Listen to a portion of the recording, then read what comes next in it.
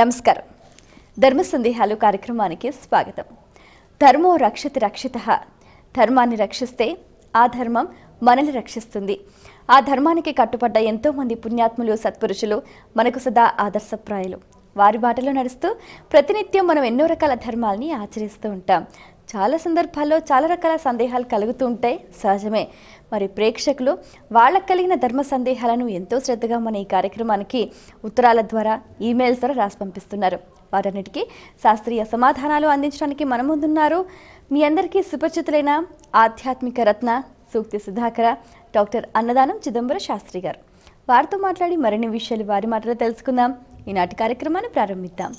నమస్కారం అండి. నమస్కారం అమ్మా.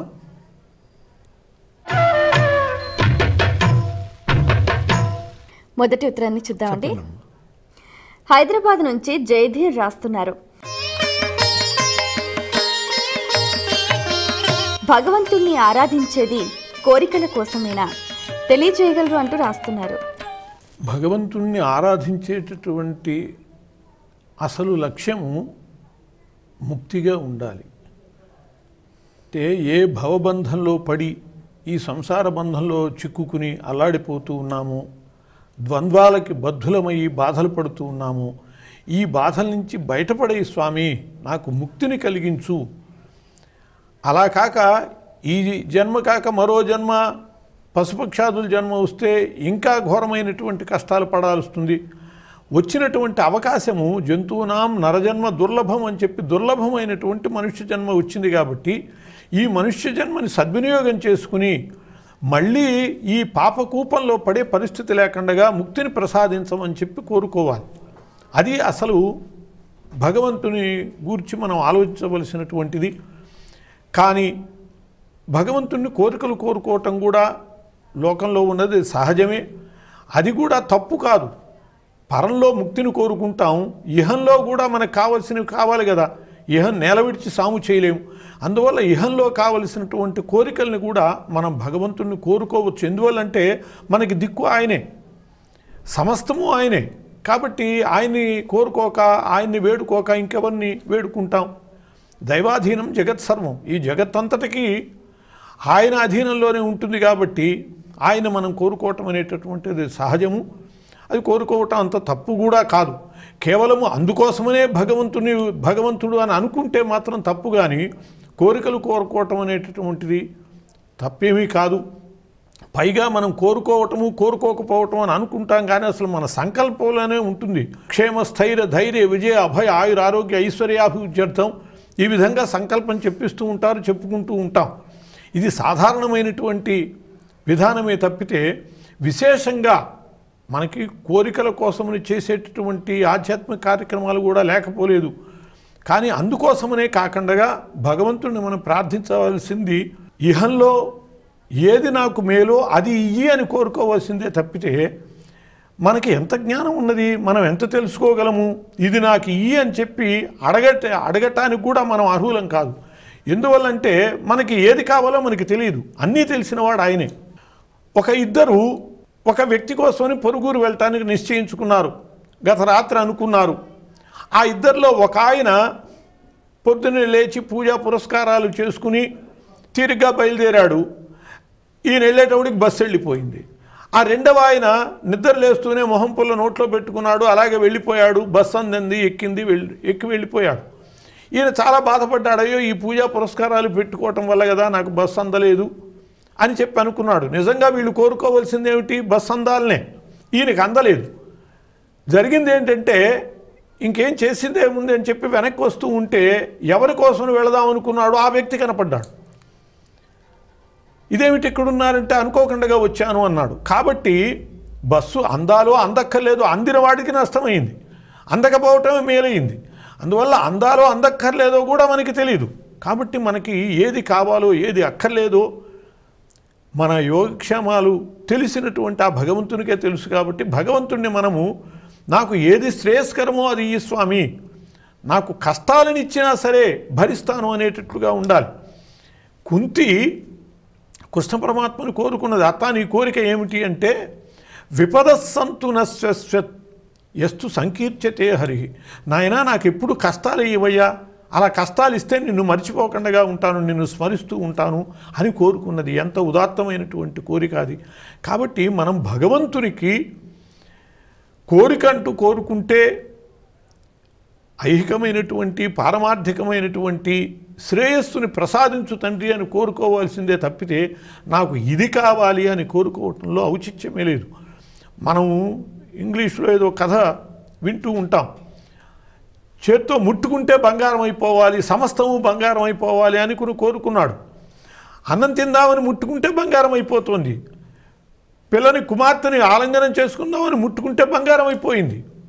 తన జీవితం అంతా కూడా వ్యర్థమైపోయింది. కాబట్టి కోరికలు అనేటటువంటి కోరుకునే అర్హత జ్ఞానము కూడా మనకి లేదు. కాబట్టి ఆ భగవంతుణ్ణి నాకు ఏది మేలో అది చేయి స్వామి, కష్టమో నష్టమో నా ప్రారంధాన్ని నేను పరిసమాప్తి చేసుకుంటే కానీ ముక్తికి వెళ్ళలేను. కాబట్టి ఆ ప్రారంధాన్ని అనుభవించటం కోసమని కష్టాలు ఇచ్చినా కూడా నేను ఇష్టంగానే స్వీకరిస్తాను, అంతా కూడా నీ ప్రసాదంగానే నేను స్వీకరిస్తాను అనేటట్టుగా కనుక భగవంతుడిని మనం ప్రార్థించగలిగితే ఇంకా ఏమీ కోరుకోక్కర్లేదు. మన యోగక్షేమాలన్నీ ఆయనే చూస్తాడు. యోగక్షేమం వహామ్యహం అని చెప్పి ఆయన స్వయంగా చెప్పాడు. అనన్యాశ్చింతయంతో మాం ఏ జనా పర్యుపాసతే తేషాం నిత్యాభియుక్తానాం యోగక్షేమం వహామ్యహం అని చెప్పి. ఇది ఒక ఆయన పాపం బీదవాడు ఈ శ్లోకం చదివి ఇది అబద్ధము, ఏం చేశాడు నాకు, నేను ఇంత కష్టపడుతూ ఉంటే అని చెప్పి అది కొట్టేసేసాట. కలంతో ఇష్టం వచ్చినట్టు కొట్టేసేసాడు ఆ శ్లోకాన్ని. బయటికి వెళ్ళిపోయాడు కోపంతో. బయట నుంచి ఒక కుర్రాడు ఒక బస్తా బియ్యం తీసుకొచ్చి ఇంట్లో వేయబోతే ఆమె అన్నది, ఎవరిని ఆయన అంటే అయ్యగారు ఇంట్లో వేయమన్నారండి. మాకెవరిస్తారయ్యా, మా వాళ్ళు అయి ఉండదు, పక్కన కాదు మీవి అరేవే. సరే పడేయమన్నది. వెనక్కి తిరిగేటప్పటికి ఒళ్ళంతా గీతలు ఉన్నాయి. ఏంటి నాయన ఒళ్ళంతా అట్లా గీతలు పడ్డాయంటే మా అయ్యగారు నా మీద కోపం వచ్చి గీసేసాడండి. అంటే ఆ శ్లోకం మీద గీసిన గీతలన్నీ కూడా భగవంతుడి వీపు మీద పడ్డాయి.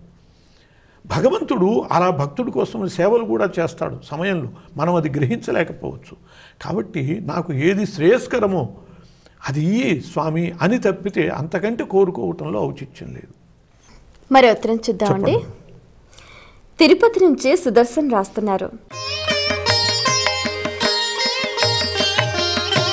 గురువు అని ఎవరిని సంబోధించాలి తెలియజేయగలరు అంటూ రాస్తున్నారు. గుకారస్త్వంధకార స్యాత్ రుకారస్తన్నిరోధక అంధకార నిరోధిత్వాత్ గురురిత్యభిధీయతే అని గురు శబ్దానికి అర్థం చెప్పబడ్డది. గు అంటే అంధకారము, రు అంటే దాన్ని నిరోధించినటువంటి వాడు, అంటే అజ్ఞానాంధకారాన్ని తొలగించినటువంటి వాడు గురువు అని. ఇవాళ ఆ గురు శబ్దం చాలా విశేషమైనటువంటిది. నా గురోరధికం అని చెప్పబడ్డది. అటువంటి ఆ గురు శబ్దము చాలా బలహీనపడిపోయింది. అర్థ విపరిణామాలు అంటూ ఉంటారు. వ్యాకరణ శాస్త్రంలో అర్థ విపరిణామము అని ఉంటుంది. అర్థ విపరిణామం అంటే కాలగతిలో అర్థాలు మారిపోతూ ఉంటాయి.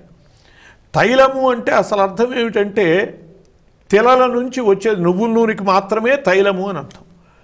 కానీ తరువాత తైలము అంటే అన్ని నూనెలకి తైలము అని అర్థమైంది. చివరికి ఏ పరిస్థితికి వచ్చిందంటే అర్థం ఇంకా మారిపోయి చేతిలో బొత్తిగా తైలం లేదు అంటారు, డబ్బులు లేకపోతే కూడా. అలా ఈ గురు శబ్దం కూడా అర్థ విపరిణామం చెంది రిక్షావాడిని గురు బస్టాండ్ దాకా పోని అని, వాడు ఎక్కడి దాకా వెళ్ళాలి గురు అని వాడు, వీడికి వాడికి పరస్పరం గురుత్వం శిష్యత్వం. కాబట్టి ఆ గురు శబ్దం అలా బలహీనపడింది. కానీ లెక్క ప్రకారం గురువు అంటే అజ్ఞానాంధకారాన్ని తొలగించినటువంటి వాడు.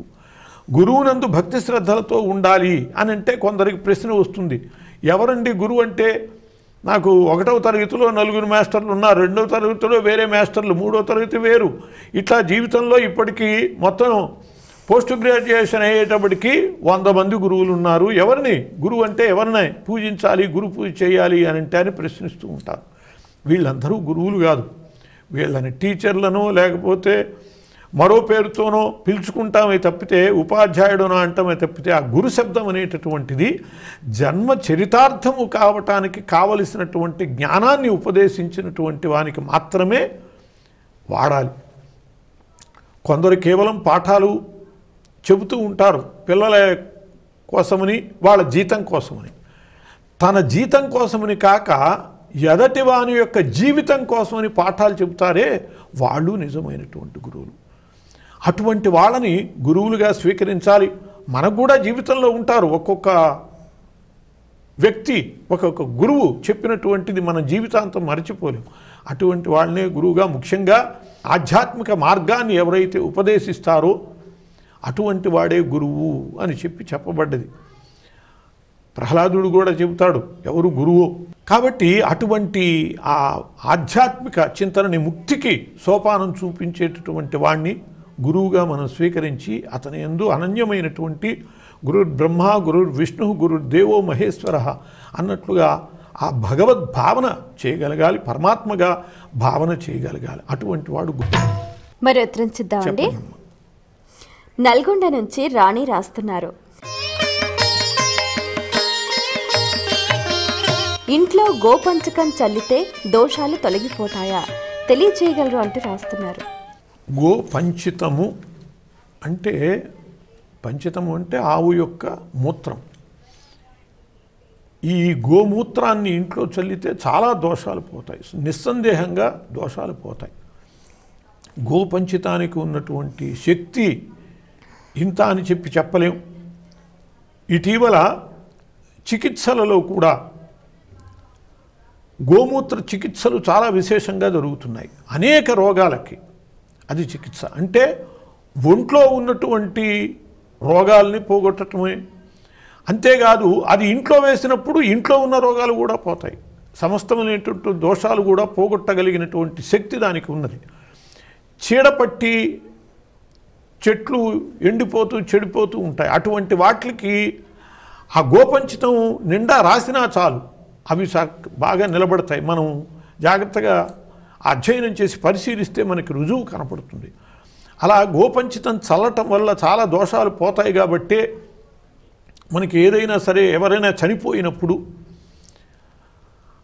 అక్కడ వాళ్ళ యొక్క ప్రేత అక్కడ ఉండిపోకుండా ఉత్తిష్టంతో భూత పిశాచాహ అని అంటూ ఉంటామే, అటువంటి ఆ భూత పిశాచాది దోషాలు లేకుండా ఉండటం కోసమని కూడా గోపంచితం చల్లుతూ ఉంటారు. అలా గోపంచితం అనేక రూపాలలో మనకి సమస్త దోషాలని పోగొట్టగలిగినటువంటిది. సేంద్రియ వ్యవసాయం రసాయన వ్యవసాయం కంటే చాలా శ్రేష్టమైనది అని చెప్పడానికి కారణం ఏమంటే, వ్యవసాయం ద్వారా, రసాయన మందుల వ్యవసాయం ద్వారా విష పదార్థాలను మనం స్వీకరించి రోగాలు తెచ్చుకుంటున్నాం.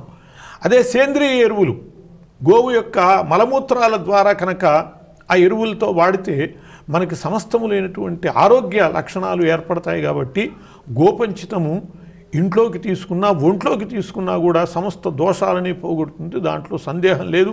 పంచగవ్య ప్రాసనము అనేటటువంటి రూపంలో గోపంచితాన్ని మనం స్వీకరిస్తూ ఉంటాం. ఇంకా చాలా ప్రాయశ్చిత్త కర్మల్లో కూడా గోపంచితాన్ని స్వీకరిస్తూ ఉంటాం. మరి ఉత్తరం చూద్దామండి. బెంగళూరు నుంచి సరళ రాస్తున్నారు. చిన్నపిల్లలకు ప్రతిరోజు దిష్టి ఎందుకు తీయాలి, తెలియచేయగలరు అంటూ రాస్తున్నారు. ఈ దృష్టికి చాలా దోషం ఉన్నది. కొందరికి దృష్టి దోషం తొందరగా తగిలేటటువంటి లక్షణం కూడా ఉంటుంది. అది వాళ్ళ స్వభావముగా ఉంటుంది. కొందరికి నేత్ర స్వభావంగా ఉంటుంది. కొందరి దృష్టికి చాలా దోషం ఉంటుంది. అంటే ఏమిటంటే అసూయ, ఈర్ష్య, ద్వేషము ఇటువంటివి మనస్సులో ఉన్నటువంటి వాళ్ళకి ఆ మనస్సులో ఉన్నటువంటి వాటి యొక్క ప్రభావము నేత్రాల ద్వారా బయటికి వస్తుంది. అదే ఆ దృష్టి దోషం వల్ల దెబ్బతింటూ ఉంటుంది. అలాగే దృష్టిలో ఏది పడ్డా కూడా దానికి ఆ దృష్టి దోషం తగులుతూ ఉంటుంది. అందుకోసమనే దిష్టి బొమ్మలు పెడుతూ ఉంటారు. దిష్టి బొమ్మలు అంటే దృష్టి దోషం తగలకుండా ఉండటం కోసమని పెట్టేవి.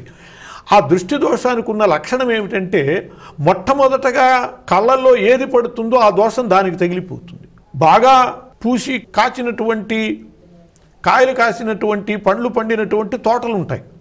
ఆ తోటలకి ముందుగా పెడతారు దిష్టి బొమ్మ. పెద్ద కుండకి దానికి సున్నం రాసి వికృతంగా పెడతారు. మనం చూడంగానే ముందు ఇది మన కళ్ళలో పడుతుంది.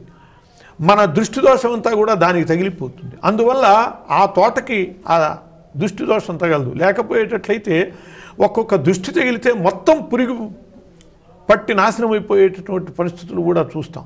అందువల్లనే ఈ దృష్టి దోషము దేన్ని మొదట కళ్ళలో పడుతుందో దానికి తగులుతుంది కాబట్టి దిష్టి చుక్క పెట్టడం. అసలు మనం తిలక ధారణం చేయటంలో, బొట్టు పెట్టుకోవటంలో ఒక కారణం ఏమిటంటే దృష్టి దోషం పోవటం కూడా. ముఖాన్ని చూడంగానే ముఖంలో ఉన్నటువంటి స్పష్టంగా ఉన్నటువంటి ఆ బొట్టు మీద దృష్టి దోషం తగులుతుంది. మనం తెల్లటి గోడ మీద ఇంకు చల్లామనుకోండి, మనం చూడంగానే ఆ ఇంకు కనపడుతుంది. ఏమున్నది గోడ మీద అంటే ఇంకని చెప్పేస్తాం. అట్లాగే ముఖం మీద కనుక బొట్టు ఉంటే ఆ దృష్టి దోషం తప్పకుండా బొట్టుకి తగిలి ఆ దోషం పోతుంది. అందువల్లనే స్నానం చేస్తే బొట్టు తీసిందే స్నానము అని చెప్పి, బొట్టు తీయకుండా స్నానం చేసి కొందరు ఇందాకే మొహం రుద్దుకున్నాను, చక్కగా పౌడర్ రాసుకున్నాం, అదంతా వృధా చేసుకోవటం అని చెప్పి కంఠం దాకానే రుద్దుకుని స్నానం చేసే పద్ధతులు కూడా వచ్చేస్తారు. అది అనవసరం. స్నానం అంటే ముఖం రుద్దుకున్నదే స్నానము, ఆ బొట్టు తీసేసిందే స్నానం. ఇంకా కొందరు ఆ బొట్టు బిళ్ళలు పెట్టుకుని దాన్ని గోడకి తగిలించి మొహం రుద్దుకుని మళ్ళీ దాన్నే మొహాన్ని పెట్టుకుని వస్తారు. ఆ దరిద్రం అంటే ఆ దృష్టి దోషాలన్నా మళ్ళీ మొహం ఎక్కడ పోతాయో అని చెప్పి పెట్టుకుని వస్తూ ఉంటారు. ఇవన్నీ కూడా ఆ తిలక ధారణములో ఉండేటటువంటి విశేషాలు తెలియకపోవటం వల్ల చేసే పనులు. కాబట్టి మనము మన తేజస్సు క్షయం కాకుండా ఉండాలి అంటే, మన శక్తి క్షయం కాకుండా ఉండాలంటే తప్పకుండా బొట్టు ధరించాలి, తిలక ధారణం చేయాలి. పసిపిల్లలకి అత్యంతము వేగంగా వాళ్ళలో అభివృద్ధి ఉంటుంది. ఎంత వేగంగా వాళ్ళ అభివృద్ధి ఉంటుందో అంత వేగంగా వాళ్ళకి దోషాలు కూడా వాళ్ళ మీద పడతాయి, ప్రభావం పడుతుంది. మనం ఏదైనా ఒక విష పదార్థం తింటే దాని ప్రభావం మన మీద ఎక్కువ చూపించదు, పెద్దవాళ్ళ మీద. అదే చిన్నపిల్లాడు కనుక తినేటట్లయితే వాడి మీద చాలా తీవ్రంగా వెంటనే ప్రభావం కనపడుతుంది. అలాగే ఏ దోషమైనా సరే పిల్లల మీద చాలా తొందరగా కనపడుతుంది. కాబట్టి ఆ పిల్లలకి మొహాన పెట్టడమే కాకుండా దిష్టి చుక్కలు కూడా పెట్టడం వల్ల ఏంటంటే ఎవరు వాళ్ళని చూసినా బిడ్డ బాగున్నాడే అని అనిపించిందా వీళ్ళకి దోషం తగులుతుంది. అలా ఆ దోషాలు ఏవి తగలకుండా ఉండటం కోసమని దిష్టి చుక్కలు పెడతారు. బుగ్గ మీద పెడతారు, గడ్డం మీద పెడతారు, అరిచేతుల్లో పెడతారు. అరికాళ్ళలో పడుకుంటాడు, వాడి కాళ్ళు చేతులునే కనపడుతూ ఉంటాయి ఆడిస్తూ ఉంటే, వాటిల్లో కూడా పెడుతూ ఉంటారు దిష్టి చుక్కలు. కొందరు దిష్టి చుక్కలు పెడతారు కానీ బొట్టు పెట్టరు. అసలు ప్రధానమైనటువంటిది బొట్టే. అది మతాలకు సంబంధించినటువంటి విషయం కాదు, పిల్లవాని యొక్క ఆరోగ్యానికి సంబంధించింది, ప్రతి వ్యక్తి యొక్క ఆరోగ్యానికి తేజస్వికి సంబంధించినటువంటిది. కాబట్టి తప్పకుండా తిలకధారణ అనేటటువంటిది ప్రతి వాళ్ళు చేసి తీరాలి. దానివల్లనే ఈ దృష్టి దోషం అనేటటువంటిది తగలకుండా పోతుంది. మామూలుగా అయితే మొహాన బొట్టు పెట్టుకుంటే చాలు, దృష్టి దోషం పోతుంది. పెళ్ళిళ్ళల్లో అంతటా జనం ఉంటారు, ఇటువైపు అటువైపు కూడా. అందువల్ల ఏం చేస్తారంటే మొగాడికి కుడివైపు బుగ్గన పెడతారు దిష్టి చుక్క, ఆడవాళ్ళకి ఎడంవైపు పెడతారు. వీళ్ళిద్దరు కూర్చునేటప్పుడు మొగాడికి ఎడంవైపు ఆడ మనిషి కూర్చోవాలి. అలా కూర్చున్నప్పుడు ఇద్దరికి సంబంధించిన దృష్టి దోషాలు కూడా పోతాయి. అలా తిలకధారంలో దిష్టి చుక్కలలో కళ్ళకి నేత్రాలకు ఉన్నటువంటి నేత్రాలు అనేటటువంటివి చాలా శక్తి కలిగినటువంటివి. వాళ్ళ యొక్క తేజస్సు భావాలు ఇవన్నీ కళ్ళల్లోనే ప్రకటమవుతూ ఉంటాయి. మనము ఎదటి మనిషిని చూస్తే, ఆ మనిషి మనల్ని చూస్తే ఆ మనిషి ప్రేమగా చూశాడా కోపంగా చూశాడా అనే చూపును బట్టే మనం తెలుసుకోగలం. చూపులో అన్ని భావాలు కూడా ప్రకటమవుతాయి. అట్లా దుష్ట భావాలు కూడా ప్రకటమై దృష్టి దోషాలు తగలకుండా ఉండటం కోసమని దిష్టి చుక్కలు అనేటటువంటివి పెడతారు. దాని యొక్క ఫలితం తప్పకుండా ఉన్నది. మరి ఉత్తరం చూద్దామండి. సూర్యాపేట నుంచి వంశీకృష్ణ రాస్తున్నారు. దేవునికి తప్పనిసరిగా కాచిన పాలే నివేదించాలా, తెలియచేయగలరు అంటూ రాస్తున్నారు. మనము భగవంతునికి ఏది సమర్పిస్తాము అంటే మనం ఏది స్వీకరిస్తామో అది సమర్పిస్తాం. దాన్ని మనం ప్రసాదంగా తీసుకోవాలి కదా. పాల యొక్క లక్షణం మనకి తెలుసు. పాలు కాచకండగా కనుక కొద్దిసేపు ఉన్నా వాటికి దోషాలు పడతాయి. కేవలం గుమ్ము పాలు అంటే తీయంగానే ఆ వెచ్చగా ఉండేటటువంటి పాలు ఆరోగ్యం తప్పితే పచ్చిపాలు ఆరోగ్యం కాదు. అందువల్ల తప్పకుండా కాచాలి. భగవంతుడికి కాచకండగా పెట్టామనుకోండి, మనం తాగేటప్పుడు కాచి తాగకూడదు. భగవంతుడికి ఏది పెడితే అది మనం స్వీకరించాలి కదా. మనకు అది అనారోగ్యం అని తెలిసినప్పుడు భగవంతుడికి మాత్రం పచ్చిపాలు పెట్టేసి మనం మాత్రం కాచుకుని తాగటం అనేటటువంటి దాంట్లో ఔచిత్యం ఏమిటి? కాబట్టి తప్పకుండా మనం ఏది రుచిగా ఇష్టంగా స్వీకరిస్తామో దాన్నే భగవంతుడికి సమర్పించాలి. చక్కగా పాలు కాచి పంచదార వేసి మధురమైనటువంటి ఆ క్షీరాన్ని సమర్పించాలి కానీ పచ్చిపాలని ఆయనకి పెట్టి మనమేమో కాచుకుని హాయిగా పంచదార వేసుకుని తాగటం ఇది పద్ధతి కాదు. అభిషేకానికి మాత్రము పచ్చిపాలతోనే అభిషేకం చేయాలి. ఆవు పాలు పంచామృతాలతో అభిషేకం చేసేటప్పుడు మొట్టమొదట క్షీరేణ స్నపయామి అని చెప్పి క్షీరంతో అభిషేకం చేస్తామే, అది కాచిన పాలతో చేయటం కాదు, పచ్చిపాలతోనే అభిషేకం చేయాలి. అభిషేకానికి మాత్రం పచ్చిపాలు వాడాలి. నివేదనకి మాత్రము కాచి చల్లార్చినవి, మరీ భుగభుగలాడేటటువంటివి కూడా అంత మంచిది కాదు. అలా చక్కగా చక్కెర వేసి మనం ఏది ఇష్టంగా స్వీకరిస్తామో అదే ఇష్టంగా భగవంతునికి సమర్పించాలి. చాలా సంతోషం అండి. మీ అమూల్యమైన సమయాన్ని కేటాయించి మా ప్రేక్షకుల ధర్మ సందేహాలకు శాస్త్రీయ సమాధానాలు అందించినందుకు ధన్యవాదాలు. నమస్కారం అమ్మా. వీక్షించారు కదండి, ఇది ఇవాల్టి మన ధర్మ సందేహాలు కార్యక్రమం. మీకు కూడా ఏవైనా ఆధ్యాత్మిక ధర్మ సందేహాలు కలిగితే మా ఈ కార్యక్రమానికి మీ సందేహాల్ని క్లుప్తంగా సూటిగా రాసి పంపించండి. మా చిరునామా ధర్మ సందేహాలు, కేర్ ఆఫ్ భక్తి TV, road number 92, Jubilee hills, Hyderabad 5,96,000. మా ఇమెయిల్ ఐడి bhaktihyd@gmail.com. మరో కార్యక్రమంలో మళ్ళీ కలుసుకుందాం. అంతవరకు సెలవు. నమస్కారం.